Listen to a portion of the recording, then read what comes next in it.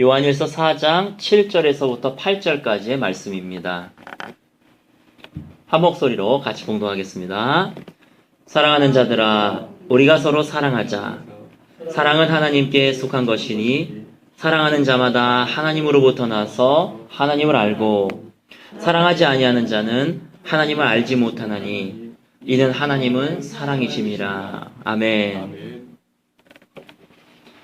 미국의 유명한 목사님 중에서 마헤시 차부다라고 하는 목사님이 계십니다. 이름이 좀 특이한데요. 왜 그러냐면 이분이 인도 분이기 때문입니다. 인도의 힌두교의 왕족으로 태어났어요. 그래서 서양에서 이 왕족이니까 최고위층 아닙니까? 서양에서 공부를 하던 도중에 선교사에 의해서 예수님을 주님으로 모시게 되었습니다. 지금은 미국의 큰 교회를 담임하고 계시는데요. 이분의 어떻게 보면 자기 간증, 자기의 자서전 성격 같은 그러한 책이 있는데 그것이 사랑만이 기적을 만든다라고 하는 책입니다. 1972년 어느 날 그 책에 의하면 마시차부다 목사님이 하나님의 말씀을 하셨는데 앞에 뒤에 다 빼고요. 한 부분만 제가 소개를 하겠습니다. 주님이 차부다 목사님에게 정신 박야가 학교인 브루크 주립학교로 가라고 말씀을 하셨습니다. 당시 그분은 미국에서 영문학 박사과정을 밟고 있었습니다. 이곳은 그가 생각했던 것과는 전혀 다른 곳이었습니다. 아니, 정신 박야가 학교라니요. 그래서 주님, 당신이 맞습니까? 라고 그것을 놓고 기도할 때에 참 안타깝게도 더 확신이 가는 거예요. 이게 사라져야지 되는데 그 주립학교로 가야 되는구나. 그리고 결국은 갔습니다. 하나님의 음성을 들려주셨는데 뭐라 그러셨느냐. 나는 아버지가 없는 아이들, 이 아이들의 아버지다. 나는 너를 임명한다. 내가 너를 세상 사람들이 버린 이 어린 아이들에게 나의 사랑의 대사로 너를 보내노라. 그래서 이제 차부다 목사님이 말로만 듣던 그 주립학교에 갔습니다. 그곳은 많은 아이들이요, 끔찍한 선천성 기형 아들이었어요. 어린 아이들이 마약을 복용한 어머니에게서부터 태어났습니다. 어떤 어린이는 이게 선천성 기형하니까 부모로부터 또 학대도 받았던 것 같아요.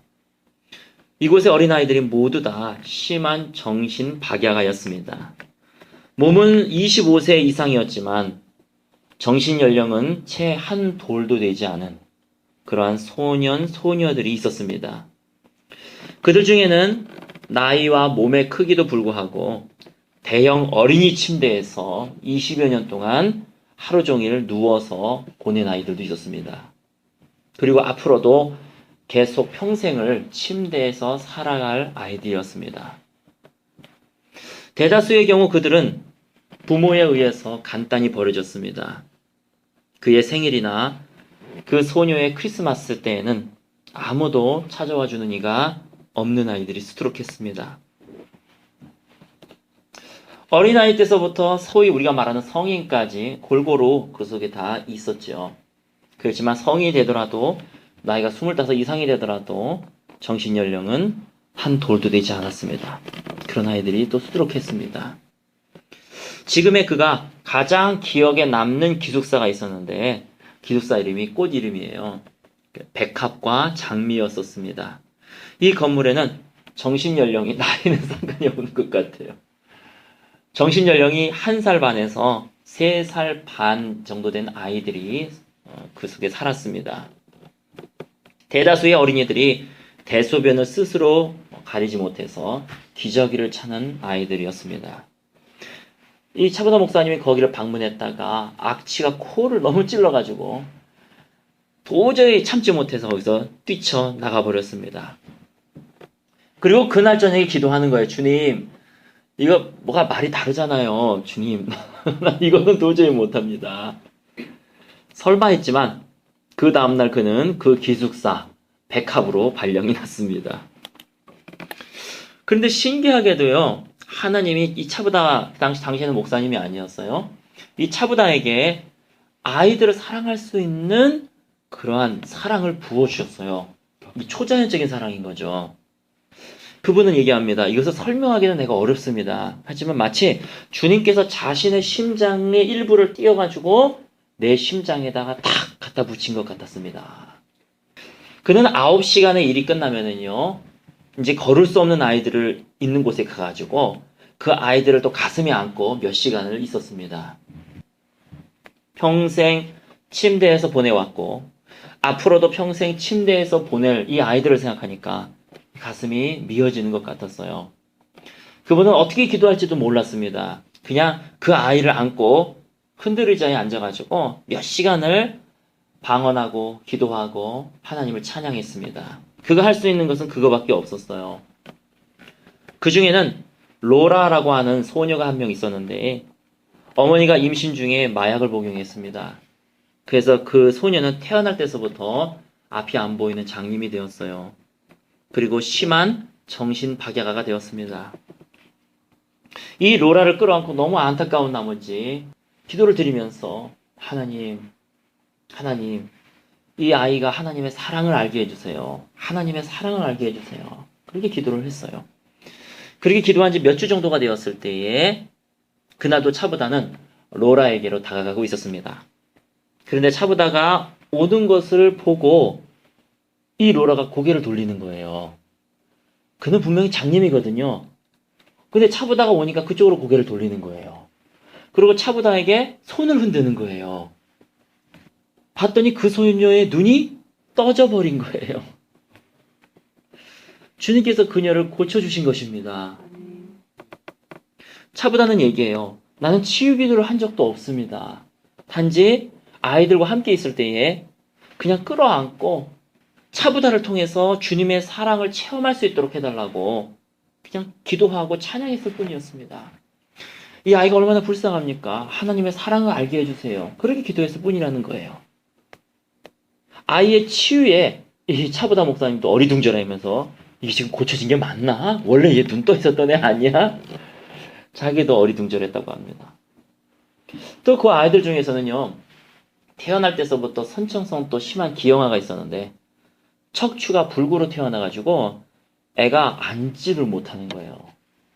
그래서 이 차부다 목사님이 그 소녀와 비슷하게 똑같이 그 아이를 또 가슴에 안고서 또 기도를 드렸습니다. 그렇게 드린 지 몇 주 정도가 지난 어느 날 갑자기 그 아이가 벌떡 일어나는 것이었어요. 역시 그 아이도 고침을 받은 것입니다. 의학적으로는 도저히 설명이 안 되는, 그래서 그분이 그의 책 소제목에서 이렇게 말합니다. 사랑이 기적을 만듭니다. 안 될 것 같은 거더라도 사랑이 기적을 만듭니다. 왜냐하면 사랑은 사랑 속에 하나님이 거하시기 때문입니다. 정신적인 문제든 육체적인 문제든 가정의 문제든 무슨 문제든지 간에 사랑하는 곳에 하나님이 거하십니다. 우리 고기를 잠깐 꽂아 놓으시고 요한일서 4장을 꽂아 놓으시고 갈라디아서 5장을 보겠습니다. 갈라디아서 5장 6절 말씀입니다. 갈라디아서 5장 6절 말씀 한 목소리로 같이 봉독하겠습니다. 그리스도 예수 안에서는 할례나 무할례나 효력이 없으되 사랑으로서 역사하는 믿음뿐이니라. 아멘. 믿음이 제 역할로 역사를 하려면 사랑으로 역사했을 때 믿음이 완전해집니다. 미국의 유명한 선교단체가 있는데요. 24시간 기도의 집입니다. 이 아이합을 이제 세우게 될 것이다 라고 리더자 목사님에게 예언하신 분이 계신데 그분이 밥 존스 목사님이에요. 그 밥 존스 목사님의 책 중에서 너가 사랑하는 법을 배웠느냐라고 하는 그 부분이 있어요. 1975년 8월 8일 날 복부에서 동맥 혈관이 터져서 이분이 사망하게 됩니다. 그분이 사망한 다음에 천국 문 앞으로 갔대요. 다행히도 내가 천국 문 앞에 서 있네. 일단은 감사했습니다. 그런데 자기 앞에 3명이 서 있더래요. 그 한 명이 첫째가 있는데 이 첫째 서 있었던 분은 뚱뚱한 흑인 자매였다고 합니다. 많은 천사들과 더불어서 서 있는 거예요. 이분이 누구지? 나중에 알고 봤더니 이분이 복음 전도자였다고 합니다. 하나님이 사역자들에게 복음 전도자들, 하나님이 설교가들을, 하나님의 사역자들에게는 많은 천사들을 파송하십니다. 그래서 그 천사들이 일을 감당하고 수행하도록 하시는 것이죠. 근데 주님이 뭐라고 하시더래요. 그래서 뭐라고 하시는가 이제 들어봤더니 너가 사랑하는 법을 배웠느냐. 이 뚱뚱한 흑인 자매에게 네가 몇 명이나 전도했느냐 그렇게 물어보시는 것도 아니고, 네가 평생 잘 살았느냐 이렇게 물어보시는 것도 아니고, 감사하며 살았느냐 그렇게 물어보시는 것도 아니었었어요. 너가 사랑하는 법을 배웠느냐 그렇게 물어보시더랍니다. 그래서 이 흑인 자매가 예 하나님 저는 사랑하는 법을 배웠습니다. 주님 앞에서는요 거짓말을 못해요. 주님이 꿰뚫고 계시는데 아니면서 예 할 수 있겠습니까? 그는 당당하게 예 주님 제가 사랑하는 법을 배웠습니다. 그러자 잘했다 충성땡종아 일로 들어오너라 하고 천국문을 열어주시더랍니다. 두 번째 아이는 뭐냐면 11살 된 소녀였었습니다. 이 아이가 불치병으로 11살에 죽었어요. 그 소녀가 자기가 불치병을 걸려서 이제 죽은 날이 얼마 남지 않았음에도 불구하고 하나님을 원망하지 않았습니다. 그녀는 병상에서 기도하고 또 많은 사람들을 위해서 중보했습니다. 그래서 자기의 남은 삶을요 원망으로 보내는 것이 아니라 다른 사람들을 구원할 수 있는 기도로서 그의 삶을 보냈던 것입니다. 하나님이 역시 그 소녀에게 뭐라고 말씀하셨는데도 뭐라고 말씀하시는가 들어봤더니 똑같은 말씀이었대요. 너가 사랑하는 법을 배웠느냐. 그 소녀에게 기도했느냐 물어보시는 것도 아니었었고요. 사랑하는 법을 배웠느냐. 그 소녀가 방긋 웃으면서 예 주님 사랑하는 법을 배웠습니다. 그래 잘했다 충성된 종아 일로 들어오너라 들어갔다고 합니다. 세 번째 서 있었던 사람이 누구냐면 93세 드신 할머니였었습니다. 이분은 관절염을 겪으셨던 분인데 주님이 역시 똑같이 물어보시더랍니다. 얘야 너가 사랑하는 법을 배웠느냐. 여러분 우리가 주님 앞에 갔을 때 이분의 간증이거든요. 천국과 지옥을 방문한 간증이거든요. 죽었을 때. 천국 갔을 때 하나님이 우리에게 그렇게 물어보실 것 같아요. 너가 사랑하는 법을 배웠느냐? 네가 사랑하는 법을 배웠느냐? 근데 이 93세 드신 할머니, 관절염 있는 이 할머니가 이렇게 대답을 했다고 합니다. 주님, 저는 주님을 사랑하는 법 밖에는 배우지 못했습니다.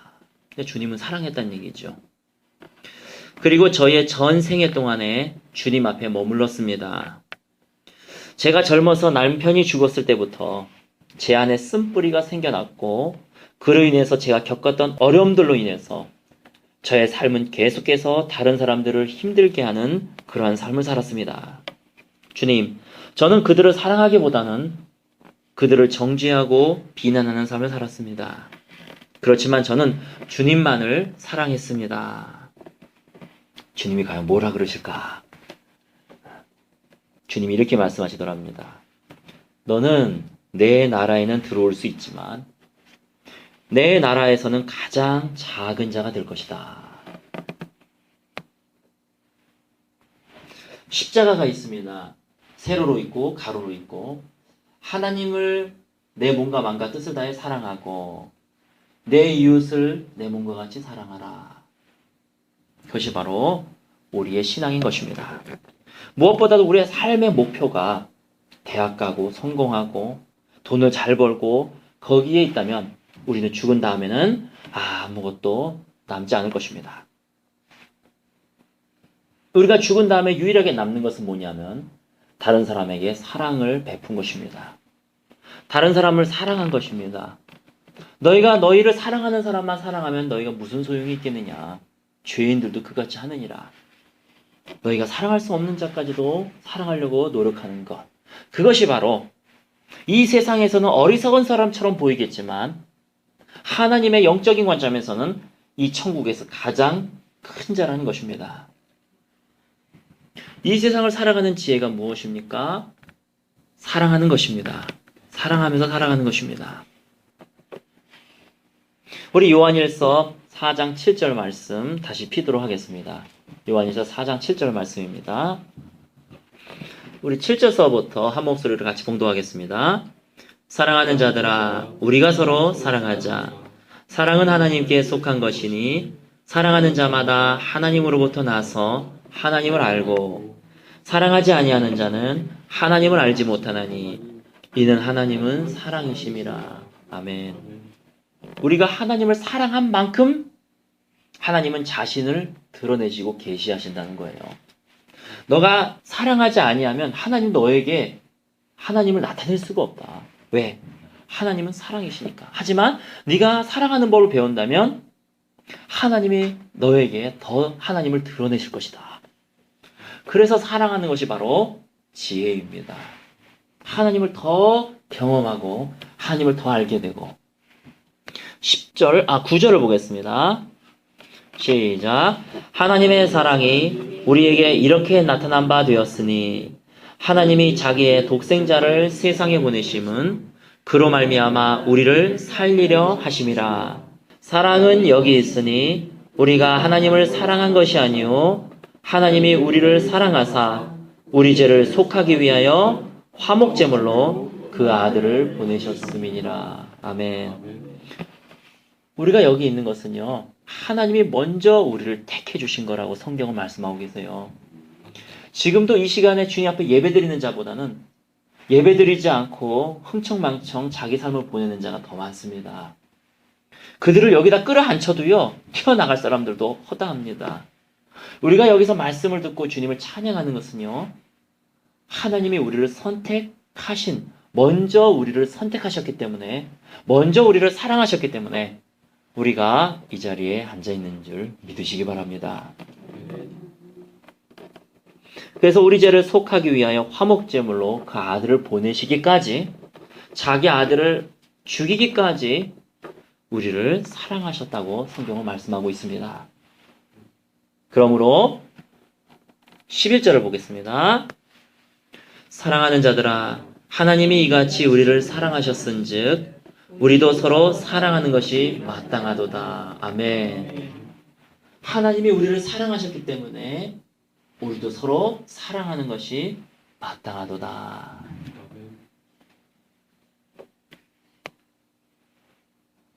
내가 사랑할 수 없다면 난 아직 복음을 모르고 있는 것입니다.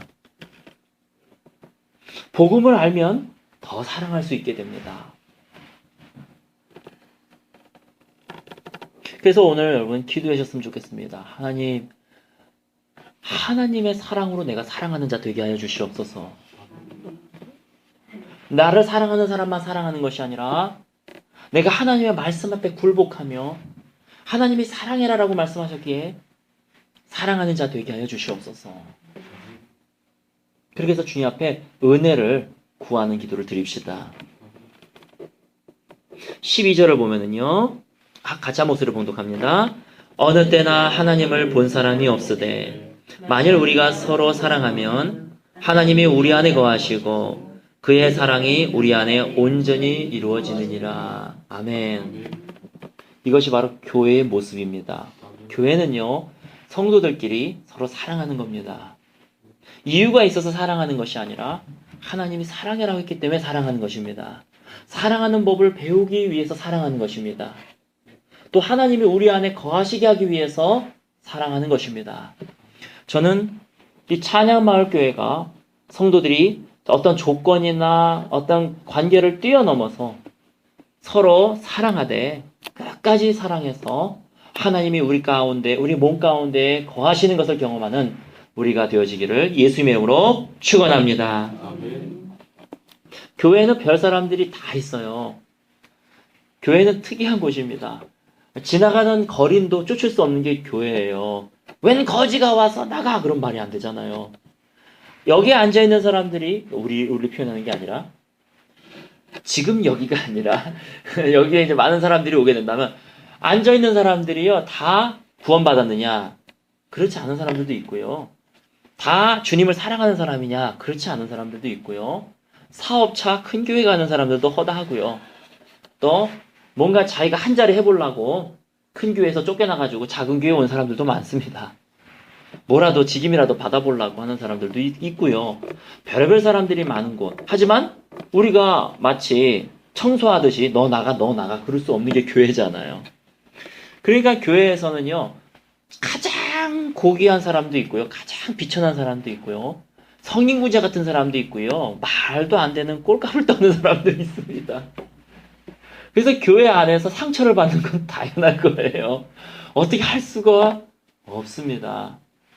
이 걸러져서 나온 사람들이 아닙니다. 교회는. 그러다 보니까요. 별의별 사람들하고 같은 구역이 될 수도 있고 별의별 사람들하고 상대하다가 상처를 받을 수도 있는 건 당연합니다. 그러나 이 자리에 앉은 우리서부터 하나님의 말씀에 사랑하는 법을 배우기 시작을 한다면 우리가 먼저 계속 꾸준히 사랑하고 사랑하는 법을 배우면서 우리가 한다면 이 교회 전체 안에 하나님이 거하셔서 마치 사업차 온 사람이라 하더라도 그들이 구원받을 줄 저는 믿습니다. 정말로 몰상식한 사람이 온다 할지라도 그들이 변화받을 줄 우리는 믿습니다.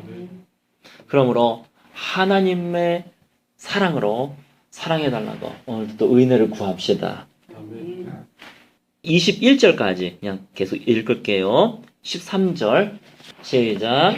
그의 성령을 우리에게 주심으로 우리가 그 안에 거하고 그가 우리 안에 거하는 줄을 아느니라. 아버지가 아들을 세상의 구주로 보내신 것은 우리가 보았고 또 증언하노니 누구든지 예수를 하나님의 아들이라 시인하면 하나님의 그의 안에 거하시고 그도 하나님 안에 거하느니라. 하나님이 우리를 사랑하시는 사랑을 우리가 알고 믿었느니 하나님은 사랑이시라.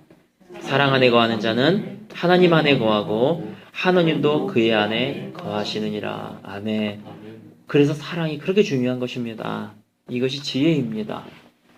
사랑 안에 거하는 자, 사랑하는 자는 하나님도 그 안에 거하시고 그가 하나님 안에 거하게 됩니다. 17절입니다. 이로써 사랑이 우리에게 온전히 이루어진 것은 우리로 심판날에 담대함을 가지게 하려 함이니 주께서 그러하신 것 같이 우리도 이 세상에서 그러하니라. 그래서 밥주스 목사님의 그 간증이 성경적이에요. 심판날에 담대함을 가지게 될 것이다. 자, 18절 읽겠습니다. 사랑 안에 두려움이 없고 온전한 사랑이 두려움을 내쫓나니 두려움에는 형벌이 있음이라. 두려워하는 자는 사랑 안에서 온전히 이루지 못하였느니라. 우리가 사랑함은 그가 먼저 우리를 사랑하였음이라. 누구든지 하나님을 사랑하노라 하고 그 형제를 미워하면 이는 거짓말하는 자니 보는 바 그 형제를 사랑하지 아니하는 자는 보지 못하는 바 하나님을 사랑할 수 없느니라. 우리가 이 계명을 주께 받았나니 하나님을 사랑하는 자는 또한 그 형제를 사랑할지니라. 아멘. 오늘 말씀 기억하시면서 하나님, 나는 가장 큰 보화를 택합니다. 보화가 밭에 심어진 것을 보고 자기 전 재산을 팔아서 이 보화를 샀다 하는 주님의 말씀처럼 사랑하는 것이 보화입니다. 이것을 위해서 아버지 하나님, 때로는 내가 내려놓을 것도 내려놓게 하시고 나의 심령이 때로는 용서하지 못할 것도 용서하게 하시고 주님의 사랑으로 내가 사랑하게 해 주시옵소서. 이렇게 같이 기도하고 예수님 가르쳐 주시기도록 오늘 예배 마치도록 하겠습니다.